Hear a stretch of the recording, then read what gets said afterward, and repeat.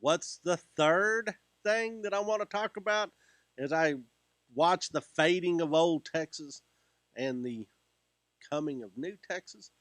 Well, we really ought to talk about Texas Rangers. See, the Texas Rangers are often looked at as being the quintessential Texas institution, but they also have their transition period during the late 19th and into the early 20th century. See, they're resurrected in the 1870s, but by 1882, the Frontier Battalion had proven the wisdom in reactivating the Texas Rangers by accounting for 3,000 outlaws. But the frontier was fading, and all of a sudden the Frontier Battalion was in need of a frontier. So they served in a diminished capacity, this famous organization, by and large patrolling the Rio Grande frontier, the Big Bend, the Panhandle, and occasionally protecting African Americans from racial violence elsewhere in the state. But the Frontier Battalion seemed to be a little out of step with the times. Well, there's a couple of captains, famous captains, that'll rise up and help the Rangers make this turn into the 20th century. The first of these that I want to speak of is John R. Hughes. Now, John R. Hughes was really an old-style Texas Ranger. Native of Illinois, he had lived in the Indian Territory just across the Red River during the course of the Civil War. But as a young man, say 20 years old, he had opened up a business near Fort Sill in present-day Lawton, Oklahoma, where he could do business with the Comanches. Other things that he did, trailed cattle, and then from his commercial enterprises and his stock raising enterprises and stock trailing enterprises, had enough money that he moved to Austin and there traded horses. Well, some horse thieves came in and stole a bunch of his livestock. But John R. Hughes, as an old school Texan, trailed those bad guys all the way into New Mexico before he was able to deal out a little frontier justice and recover his stock. Well, this story becomes legendary, and the Texas Rangers recruit him into their ranks in 1887. Well, 1893, he's elevated to captain. Everybody sees that he is made of pretty stern stuff. 1915, he retires from the Ranger service.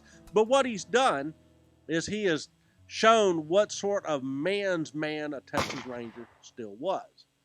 Well, let's compare and contrast him to Captain William J. McDonald.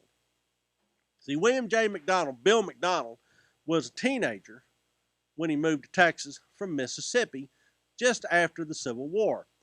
He lived in East Texas, and during Reconstruction, tended to scuffle with Union authorities. In his 20s, this is now 1876, McDonald ran a grocery store in Mineola in East Texas. There, he met Jim Hogg.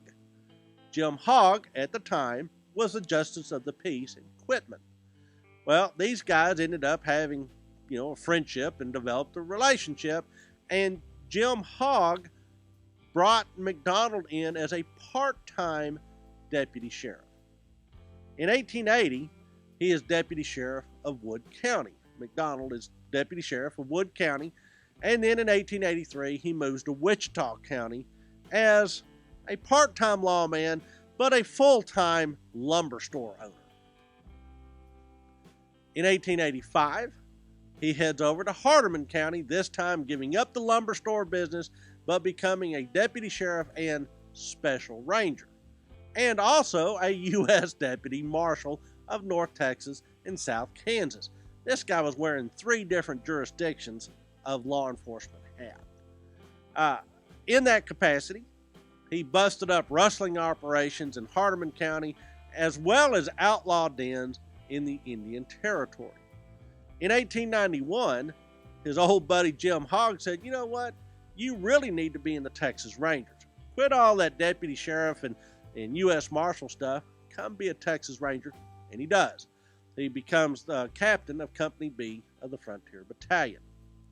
Now, sometimes Rangers and local law enforcement had conflict. And in 1893, McDonald is in a gunfight with Sheriff John P. Matthews in Quanah and kills him. 1906, McDonald is involved in a raid across the border near Brownsville.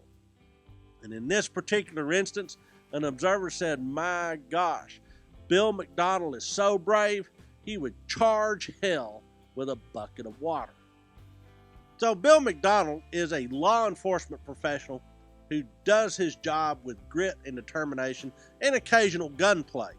But 1907, he moves over into the state revenue agent's role. He's kind of giving up active law enforcement.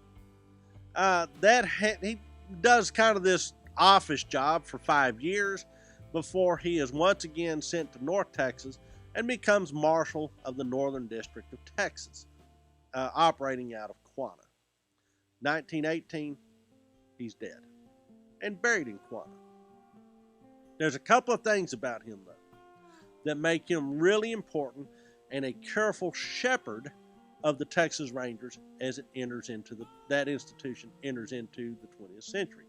One is really best summed up by the epitaph that's on his tombstone, and that is, "No man in the wrong can stand up against a fellow that's in the right and keeps on a-coming."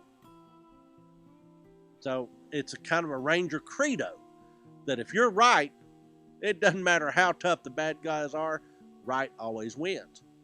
They're the guys in the white hat. The second thing that McDonald brings to Texas is he is flamboyant. He knows how to work publicity, and he's good with a gun. In short, Bill McDonald was a real Texas Ranger. Well, these two guys, Hughes and McDonald, helped take the Rangers into the 20th century, but even so, seems like history's against them, because in 1901, the Texas Rangers are reduced to a mere 4 companies of only 20 men each. Even so, these larger-than-life captains at least kept the reputation and the Texas Rangers alive into the 20th century.